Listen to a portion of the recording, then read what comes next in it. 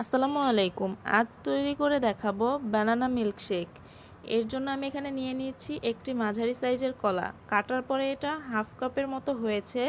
দিয়ে দিব 1 টেবিল চামচ পরিমাণ গুঁড়া দুধ। এটা টেস্টটাকে বাড়ানোর জন্য, না দিলেও কোনো সমস্যা নেই।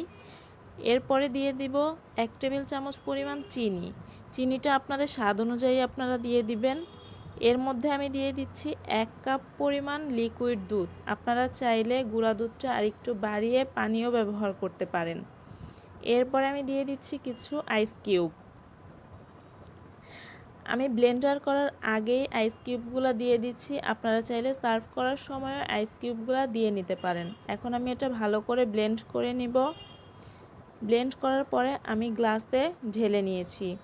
এখানে আমি যে পরিমাণ দেখিয়েছি তাতে করে 2 থেকে 3 গ্লাসের মতো মিল্কশেক আপনারা তৈরি করতে পারবেন। আপনারা এর থেকে বেশি করতে চাইলে উপকরণগুলো বাড়িয়ে দিবেন।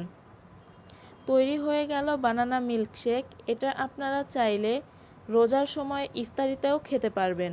আমার আজকের রেসিপি ভালো লেগে থাকলে অবশ্যই আমার চ্যানেলে সাবস্ক্রাইব করবেন এবং ভিডিওগুলো সবার আগে পেতে বেল আইকন ক্লিক করে রাখবেন।